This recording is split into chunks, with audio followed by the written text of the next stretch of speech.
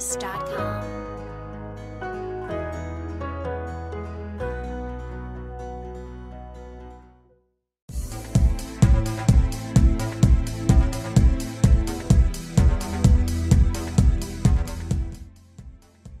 سرز کلیس در ولایت مختار کوهستانی بدخشان در کوهسار روشن که در بلندی 3250 متر از سطح دریا واقع است. در روز کلیس سرز 62 کیلومتر، پهنایش 13 کیلومتر، ژرفایش تا 500 متر است. حجم آب آن 17 میلیارد متر مکعب بوده، وزنش به حساب میانه به 19 میلیون تن برابر است. بغیر از رود مرغاب که از دریای اقصای افغانستان سرچشمه میگیرد، در این کل 17 رود خرد و 16 رود کوچک موسمی میریزد. آب اضافی اساساً از روی سد به پایان جاری می شود.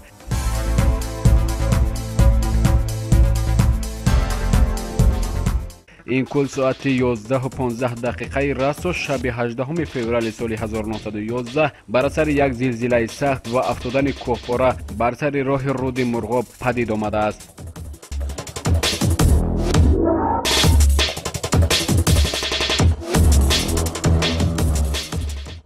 در پی این زلزله دهه اوسای بدخشان تاجیکستان زیر خاک و سنگ مانده، از تمام ساکنانش تنها یک پیرمرد و دو پسر بچه زنده ماندند و 57 نفر در زیر کوهپاره جان خود را از دست دادند. تمام حیوانات خانگی آنها نیز تلف شد. جمع الجمع بر اثر این زلزله 105 تن جان خود را از دست دادند. شدت دقیق این زلزله تا به حال مشخص نشده است، ولی عالمان میگویند رصدخانه پولکوف واقع در نزدیکی شهر سن پتربورگ فدراسیون روسیه این زلزله را احساس کرده است. در نتیجه بسته شدن مجروع رود مرغاب، خطر زیر آب ماندن بر روستای سرز و باز 3 دهه دیگر تهدید کرد. ساکنان سرز دهه و خانه ها و درخت و باغ هایشان را رها کرده توسط منطقه مرغاب به قلمرو ناحیه شغنان به دهه سرحد بدچار کوچیدند. در جای افتاده کوهپاره اوسای کوه بزرگ پیدا شد و دهه سرز را به کام خود فرو برد.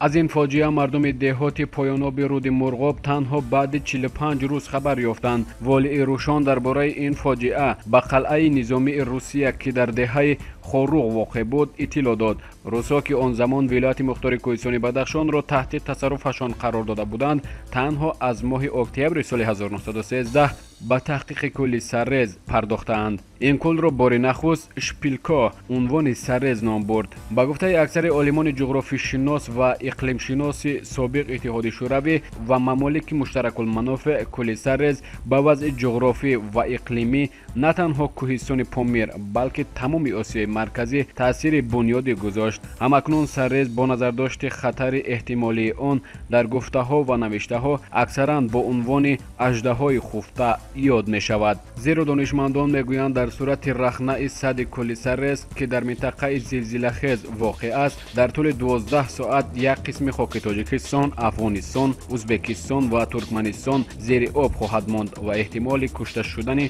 حدود 5 میلیون آدم از جمله ساکنان این کشورها وجود دارد. خطر احتمالی رخنه سد سرز را عالمان طبیعت شناس به 3 عامل مربوط می‌دانند: وقوع زمین لرزه، افزایش سطح آب و ریختن کوهپاره‌های اطراف. در عین حال، یعنی با گذشت بیش از 100 سال از ترکش آبانبار طبیعی، طول کل به بیش از 70 کیلومتر و چقری آن به 500 متر رسیده است. حجم آب جمع شده به 17 میلیارد متر کوبی برابر شده است. این کل در بلندی 3000 متر از سطح آب بحر جایگیر شده است. کل سرز از زمان پیدایش در مرکز توجه نهادهای زیست محیطی تاجیکستان و منطقه قرار داشت. هنوز در سالهای 70 عصر گذشته متخصصان شوروی در پی تحقیقات زیاد به این نتیجه رسیدند اگر چاره‌های ضروری اندیشیده نشود، در دراز مدت جمع شدن بیش از حد آب باعث ویران شدن سد طبیعی و سرازیر شدن آب و سنگ و گل خواهد شد، امری که جان 6 میلیون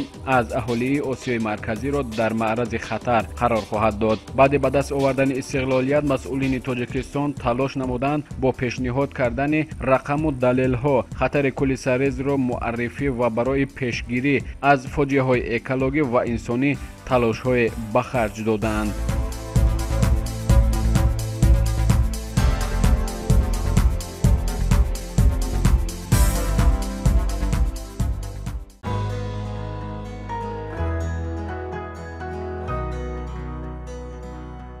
wonderforce.com.